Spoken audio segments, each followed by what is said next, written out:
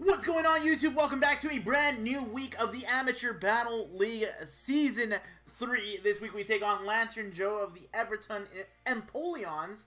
And this matchup is kind of important because it's the first step in figuring out where exactly we're going to be at when it comes to the rest of the teams in the league. So if you guys aren't familiar, after this battle, after week 4, and not specifically this battle, but like everybody's week 4, the teams get shuffled around and teams start getting put into divisions with other teams of the same caliber record of theirs. So for example, if some players are 4-0, they'll get paired with other players that are 4-0.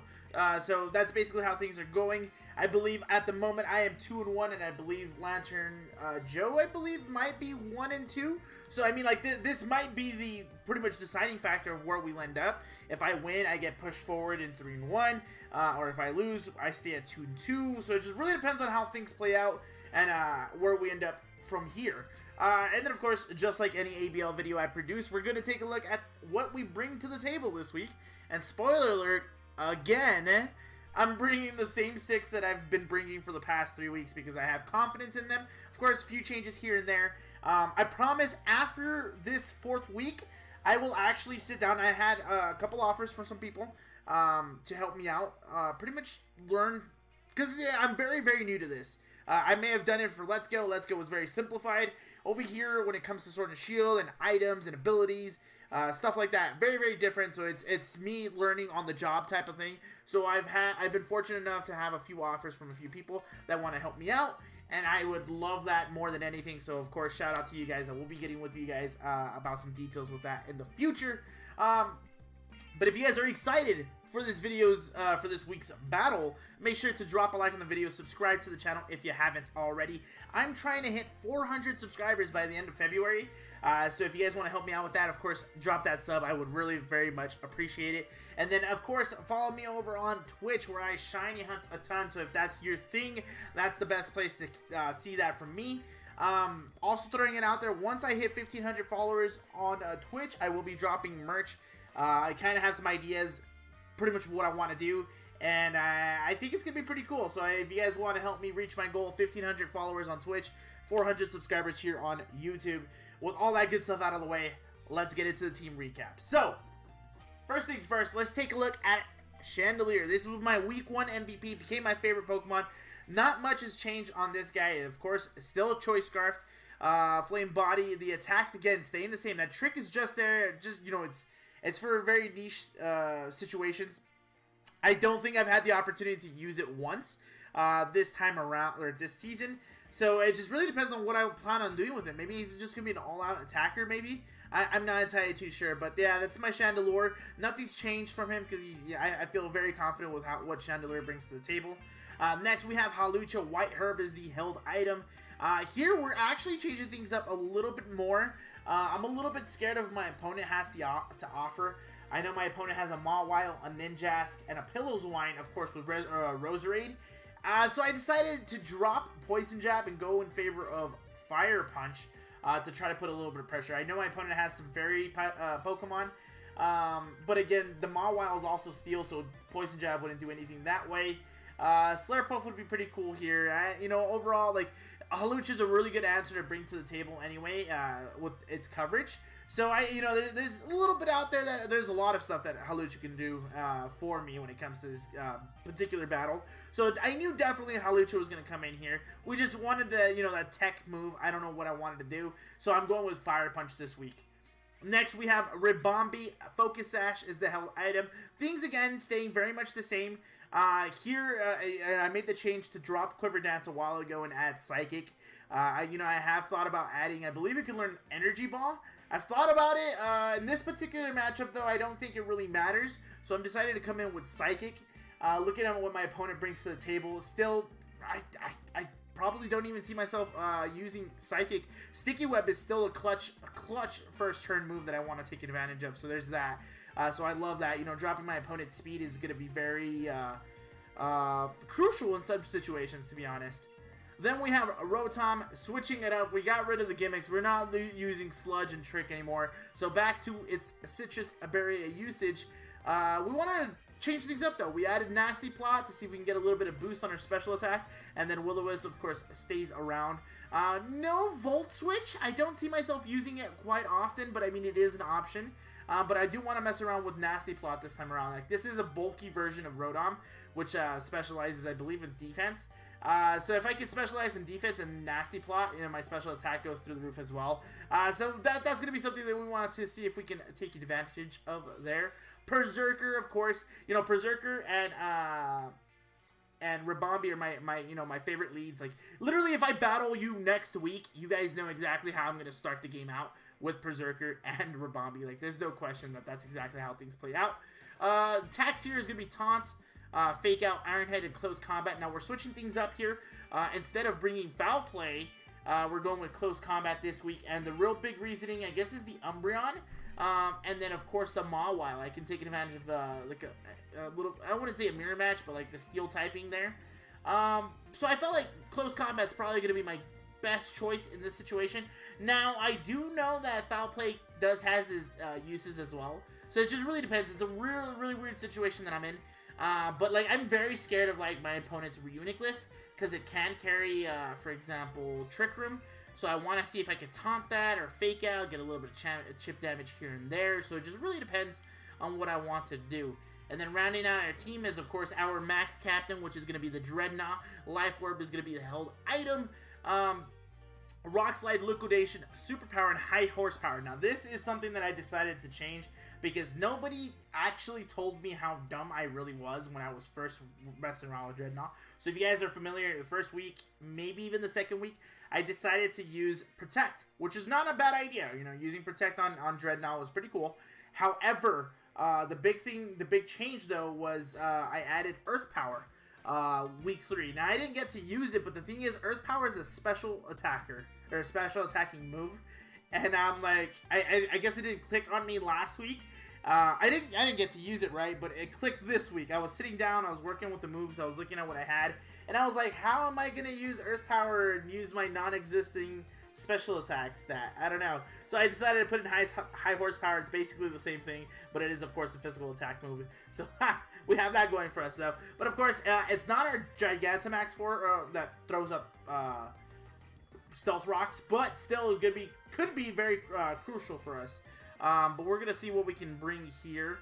But, yeah, that's the team. That's the 6 that I'm bringing in for this. Like I said, once it comes around, like, I'm going to put more time into building teams and messing with what I have. Probably ask the people that have offered to help me if I should drop some Pokemon, because I haven't felt confident in using any of the other 5 Pokemon that I have on the squad. I know they're good Pokemon. I know I could have ways to use them. I just sometimes kind of don't feel like I have synergy, if that makes any sense. So it's very crucial. It's very weird. But I mean, I'm just a weird trainer when it comes down to it. So hopefully I have a good showing in this battle with Lantern Joe. So shout out to Lantern Joe and shout out to the rest of the coaches. If you guys are interested in checking them out, check the description below. Show them some love.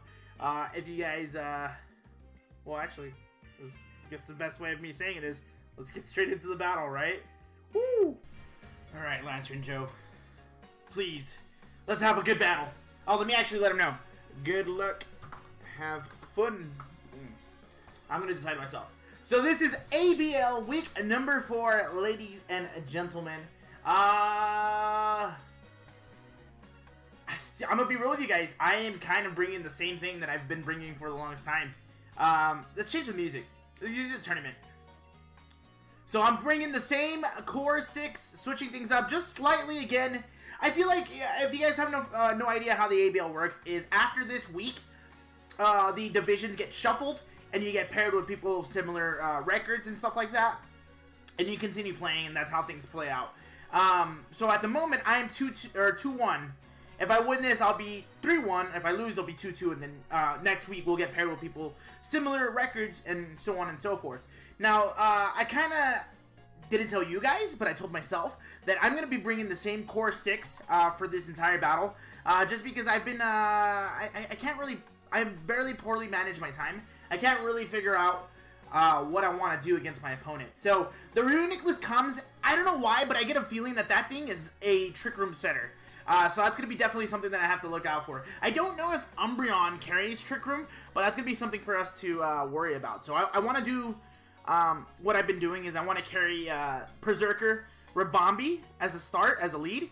And if he does start with Reuniclus, you know what, to be honest, he could throw Trick Room up later in the game, or maybe at the start of the game. But if I start off with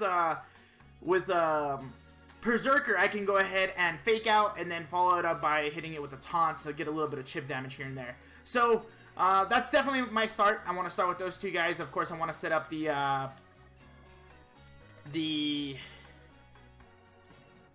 Sticky Web, considering that Noivern's pretty much the only one that's going to get past that. Now, the thing is, I don't really have an answer for Noivern, so that's going to be very troublesome. Well, I kind of do in the form of Rabombi, but that's really just it. Rabombi also carries Psychic, though, so it can't be a little bit of a nuisance to both Roserade and Conkeldurr. Conkeldurr, I know, is a really, really good mon. I have my team. I have my lead. I like my lead. I like where this is going. I want to see how this plays out.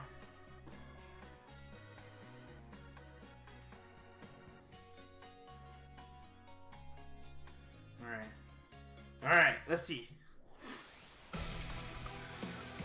I promise you guys, by the time that the next match goes live of ABL, I'm definitely going to have a better league card. I'm so sorry for that. I am so sorry for that. Let's see. Show me. Umbreon and Roserade. Okay, am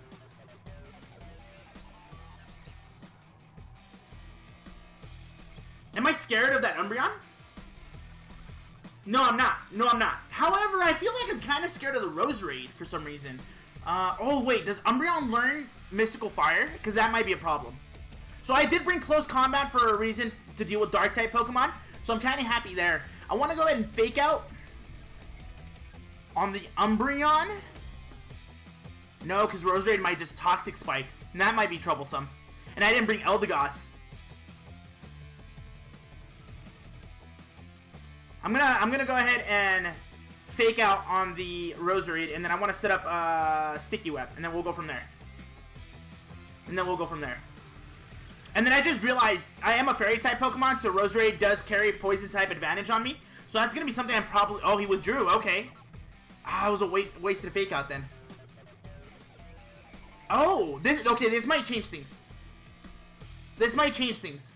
And the reason why is, ooh, he protected. Okay, so both Pokemon are weak to Fairy-type Pokemon now, which makes things a little bit, I wouldn't say easier for me, but I can put a lot more pressure now that I have access to Dazzling Gleam, which would hit both my opponents.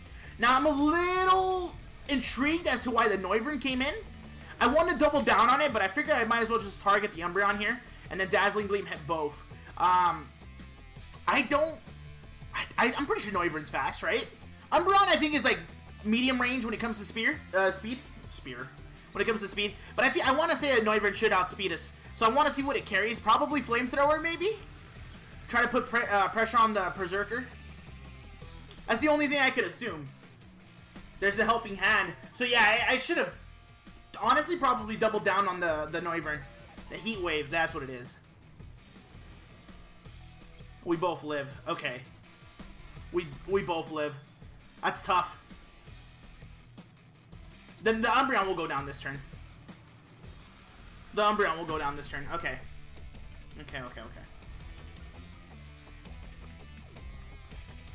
So Heat Wave. He is carrying Heat Wave.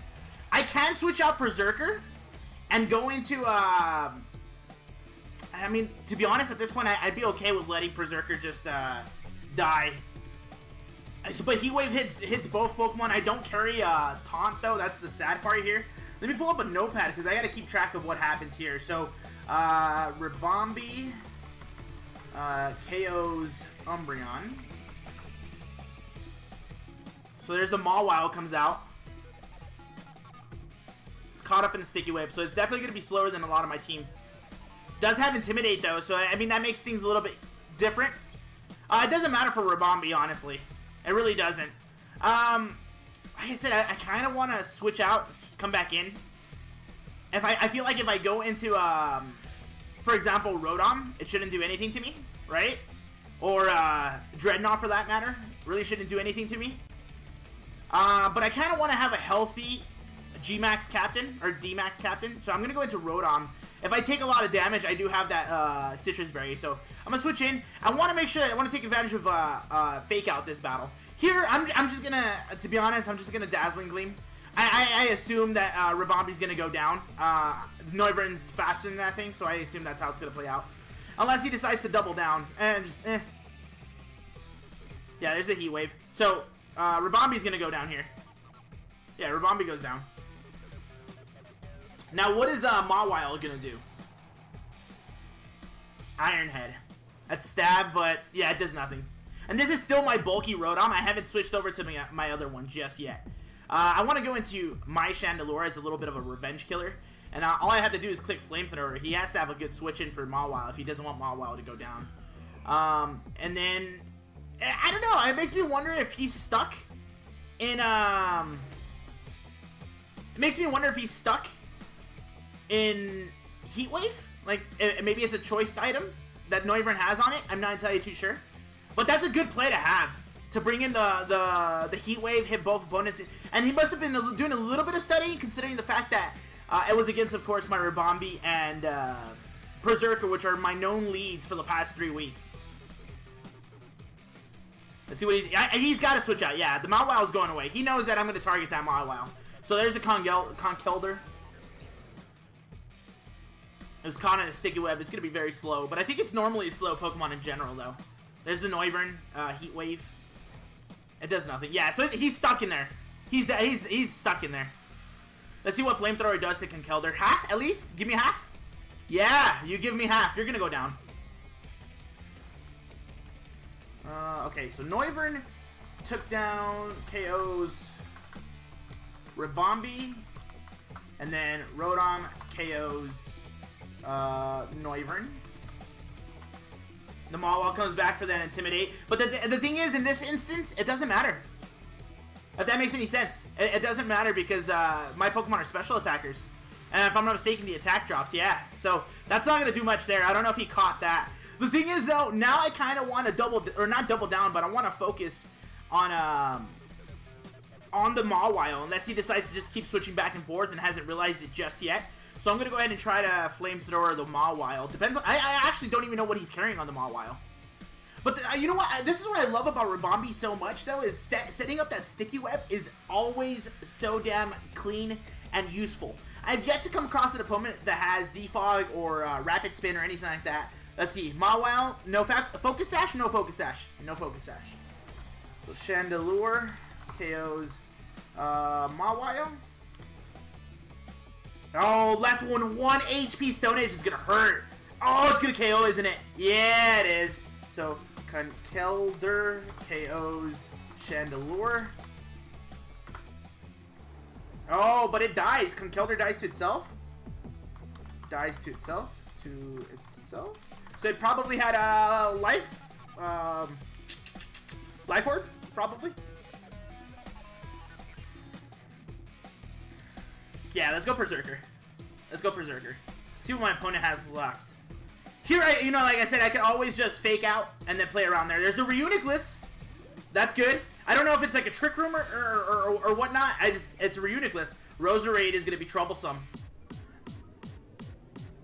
So Roserade speed drops. Reuniclus speed drops too. Okay, so I don't know if it's going to be a Trick Roomer. If that makes any sense. I don't really have an answer for Roserade. Now that I think about it. Oh, these are his last two. These are his last two. So, I want to fake out on the Reuniclus just in case. Get a little bit of chip damage there. But the thing is, I don't really have an answer for Reuniclus. Now that I think about it, I don't have a Dark type move to get over this. I think Chandelure was my answer to Reuniclus. So I want to double down on Reuniclus here. Yeah, let's double down on Reuniclus. One of my Pokemon are going to go down this turn, though. I know. Oh, what's G-Maxing? Or Dynamaxing, I should say. Is it the Roserade?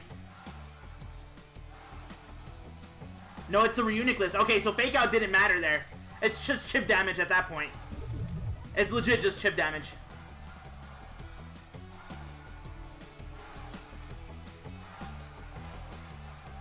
Max Guard. Oh, okay. Oh, that's good, because I doubled down on that thing. I legit doubled down on him. That's a good play. That's a good play on his end. And then Roserade, what? Energy Ball? It KOs my, my Rotom? Yeah. So Roserade KOs Rotom.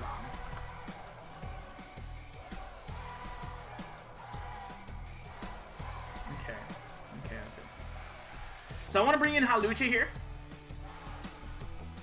I want to take advantage, or try to do as much as I can to that Roserade.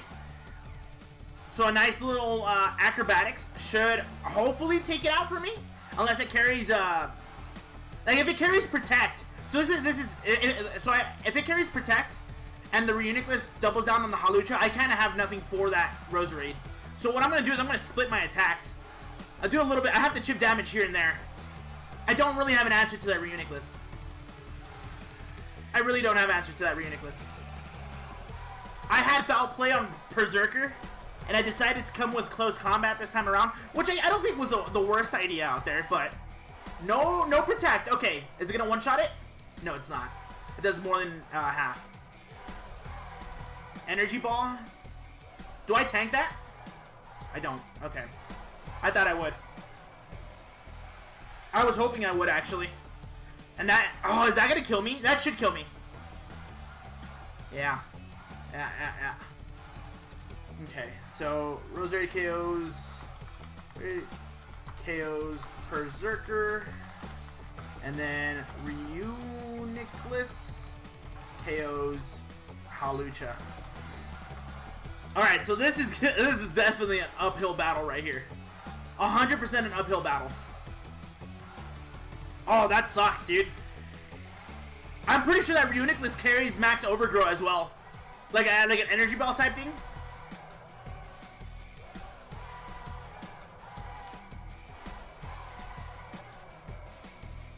Max Rockfall. I'm gonna have to do it on the Roserade.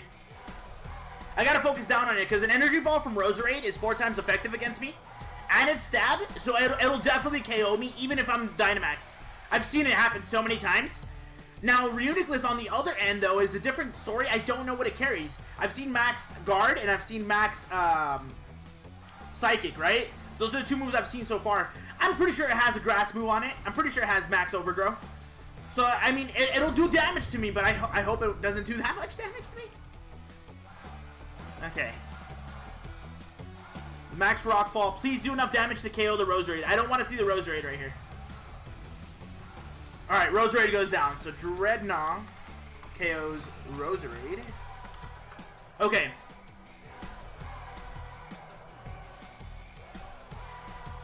I have Life Orb. Takes a little bit of damage. There's the max Overgrow. Now, is it going to KO me? I know it's 4 times effective to me, but I'm still alive. I'm still alive. How much health does Reuniclus have? Oh, it's going to drop down, actually. I got a little bit of health there. What about Reuniclus? How much HP is that looking at? Oh, he's at full HP, isn't he? I think he's at full HP. Yeah, he is. Oh, man. What are the chances? I mean, the chances aren't high, but what are the chances that I can do this Max Geyser and it one-shots Reuniclus? I didn't get that +1, sadly, but... Because I usually Max Knuckle into Max Geyser.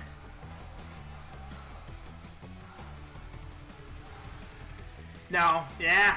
Oh, man. Reun KOs Dreadnought. There's that energy ball. Yeah. Oh, my God. Yeah, that's what it is. Oh. Yo, Lantern Joe, GG, my guy. That was a good battle. Right down to the last Pokemon, dude. That's insane. That's really good.